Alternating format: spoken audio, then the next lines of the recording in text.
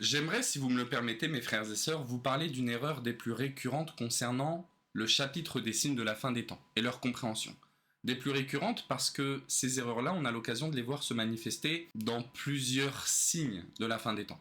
Et plus récurrentes aussi parce que certains de ces exemples, on a l'occasion de les voir aussi se manifester plusieurs fois dans l'année. Cette erreur-là, elle revient à une seule et même source, c'est le fait de faire correspondre un événement d'actualité à un signe de la fin des temps qui ne lui correspond absolument pas. Comme ce hadith relatant un signe de la fin des temps qui est celui du retour de la verdure et des fleuves dans la péninsule arabique. Le prophète sallallahu alayhi wa sallam, il nous dit La taqumu sa'a hatta ta'ud al-jaziratu murujan wa anharan.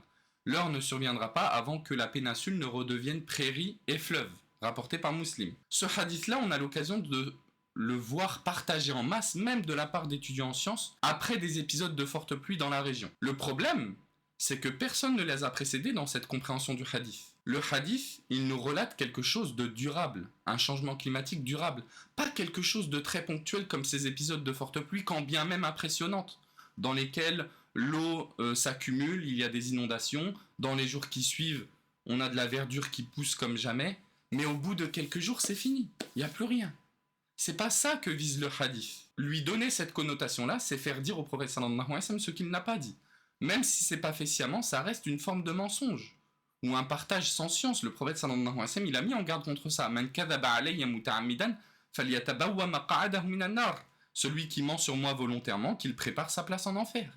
Donc oui, c'est pas fait volontairement, mais comme le prophète sallallahu alayhi wa sallam a aussi dit, kafa bil mar'i kadhiban an yuhadditha bi kulli ma sami'a. Suffit pour que l'homme soit considéré comme menteur qu'il répète tout ce qu'il entende, sans en vérifier la source, que ce soit l'authenticité ou même la bonne compréhension. Alors, inciter les gens au repentir, un grand oui.